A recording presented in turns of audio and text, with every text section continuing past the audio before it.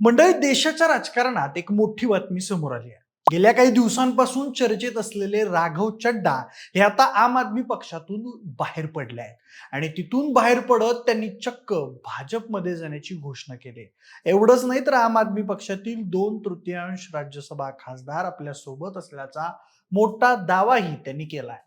त्यामुळे आम आदमी पक्षाला मोठं भगदाड पडल्याचं म्हटलं जात आहे. राघव चड्डा यांच्यासोबत प्रेस कॉन्फरन्समध्ये संदीप पाठक आणि अशोक मित्तल हे देखील होते. त्यामुळे राघव यांच्या दाव्यात तथ्य असल्याचं म्हटलं जात आहे.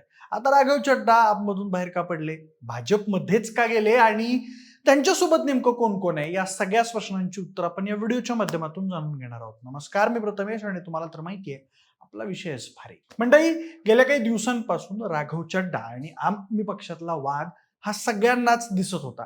त्यामुळे त्यांनी पक्ष सोडण्याची घटना ही म्हणावी तेवढी आश्चर्यकारक नक्कीच नाही आहे. पण त्यांनी आपल्या थेट विरोधक असलेल्या भाजपमध्येच प्रवेश करणं नक्कीच मोठी गोष्ट आहे. बरं, एवढंच नाही तर आम आदमी पक्षातील हरभजन सिंग, स्वाती मालिवाल, राजेंद्र गुप्ता, संदीप पाठक, विक्रमजीत साहनी आणि अशोक मित्तल यांच्यासह कित्येक जण आपल्यासोबत भाजपमध्ये जाणार असल्याचं राघव म्हणाले.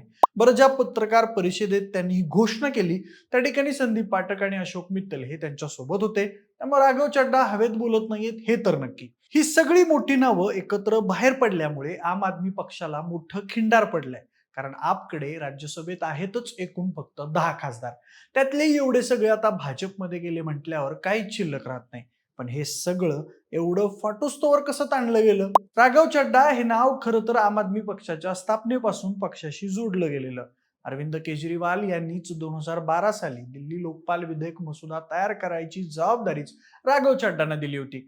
राजकारणात येण्यापूर्वी सी असलेले राघव हे थोड्याच दिवसांमध्ये आम आदमी पक्षाचा चेहरा बनले होते. पुढे ते पक्षाचे राष्ट्रीय प्रवक्ते झाले. 2020 साली झालेल्या दिल्ली विधानसभा निवडणुकीत त्यांनी भाजपच्या उमेदवाराला तब्बल 20,000 मतांनी पराभूत केलं होतं. पुढे 2022 मध्ये ते पंजाबमधून राज्यसभेवर निवडून गेले आणि इतिहासातील सगळ्यात तरुण राज्यसभा खासदार ठरले. वयाच्या अवघ्या 33व्या वर्षी पंजाबमध्ये आपला ऐतिहासिक विजय मिळवून देण्यातही त्यांचा मोठा वाटा होता. एकूणच राघव चड्डा हे खरं तर आपचा बॅकबोन म्हणता येईल असे नेते होते. पण हळूहळू पक्षाशी असलेलं त्यांचं हे नातं विरोध गेलं. एकेकाळी केजरीवाल यांचे अत्यंत विश्वासू सहकारी असलेले चड्डा हे दारू घोटाळा प्रकरणात जेव्हा केजरीवाल जेलमध्ये गेले तेव्हा पूर्णपणे शांत राहिले होते. केजरीवाल तुरुंगात असताना देशभरातील आपचे नेते रस्त्यावर उतरले होते, पण त्यात राघव चड्डा मात्र कुठेच नव्हते. केजरीवाल आणि सिसोदिया जेलमधून सुटून आले तेव्हा त्यांच्या स्वागताच्या कार्यक्रमातही चड्डा कुठेच दिसले नाहीत. हे पक्षातील अनेकांना खटकत होतं. शिवाय गेल्या काही दिवसांपासून राघव चड्डा हे माध्यमांमध्ये मोठ्या प्रमाणात गाजत होते. त्यांनी एअरपोर्टवरील महागड्या खाद्यपदार्थांचा प्रश्न संसदेत मांडला होता.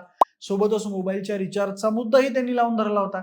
हे प्रश्न तसं तर मध्यमवर्गीयांशी संबंधित होते, मात्र हे आपच्या रणनीतीशी जुळणारे नव्हते. दिल्लीचे मंत्री सौरभ भारद्वाज यांनी उघडपणे याबाबत चड्डांवर टीका केली होती. ते म्हणाले होते की राघव चड्डा केंद्राविरोधात खरे आणि महत्वाचे प्रश्न उपस्थित करण्याचं सोडून स्वतःचा सॉफ्ट PR करत आहेत. हे सगळं टीका करण्यापुरतं होतं तोपर्यंत ठीक होतं. मात्र 2 एप्रिलला आम आदमी पक्षानं मोठी कारवाई केली. राघव चड्डा यांना पक्षाने अचानकपणे राज्यसभेतील उपनेते पदावरून हटवलं आणि त्यांच्या जागी पंजाबचे खासदार अशोक कुमार मित्तल यांची नियुक्ती केली. हे पाऊल पक्षानं जाहीरपणे घेतलं आणि हा राघव चड्डांसाठी मोठा अपमान होता. पंजाबचे मुख्यमंत्री भागवत मान यांनी त्यानंतर जाहीरपणे म्हटलं की राघव चड्डा हे कॉम्प्रोमाइज्ड आहेत, त्यांची निष्ठा आता बदलली आहे. त्यावर चड्डांनी इंस्टाग्रामवर एक व्हिडिओ पोस्ट केला ज्याचं कॅप्शन होतं, सायलेन्स्ड नॉट डिफिटेड. म्हणजे मला गप्प केलं गेलं असलं तरी मी हरलेलो नाहीये. त्यानंतर अवघ्या 3 आठवड्यांमध्येच आज 24 एप्रिलला राघव चड्डांनी भाजपमध्ये प्रवेश जाहीर केला. आपल्यासोबत आपचे जवळपास 7 राज्यसभा खासदार भाजपमध्ये जाणार असल्याचं त्यांनी पत्रकार परिषदेत सांगितलं.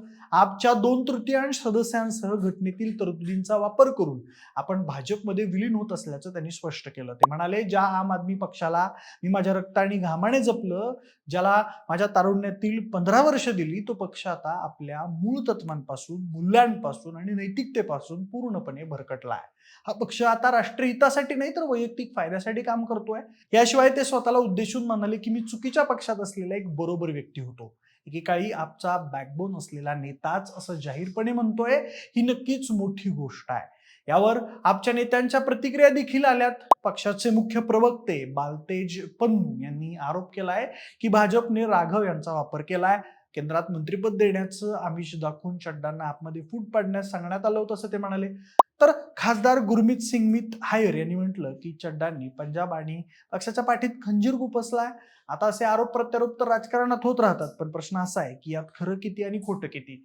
एकटे राघव गेले असते तर कदाचित आमिष दाखवल्याचा किंवा ईडीची भीती दाखवल्याचा आरोप पटलाही असता. मात्र एकाच वेळी 2/3 खासदार जाणं म्हणजे पक्षात नक्कीच काही ना काहीतरी नाराजी आतून धुमसत होती, हे नक्की. आता पंजाबमध्ये पुढच्याच वर्षी निवडणुका आहेत.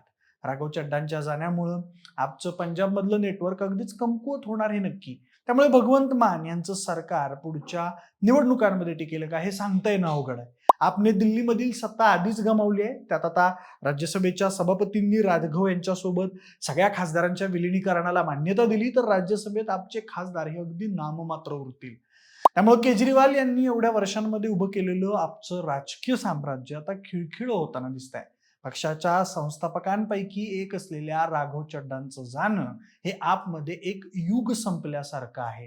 त्यामुळे त्या सगळ्यातून आम आदमी पक्ष पुढे कसा वाट काढतोय हे पाहणं महत्वाचं ठरणार आहे. बाकी आपल्या पक्षाबद्दल असलेला राग आपण समजू शकतो, पण त्यामुळं आपल्या राजकीय शत्रूच्याच पक्षात जाण्याबद्दल तुम्हाला काय वाटतं? तुमची मतं आम्हाला कमेंट बॉक्समध्ये नक्की सांगा. सोबतच आपल्या विशेष भारीच्या YouTube चॅनलला सबस्क्राईब करायला अजिबात विसरू नका. धन्यवाद.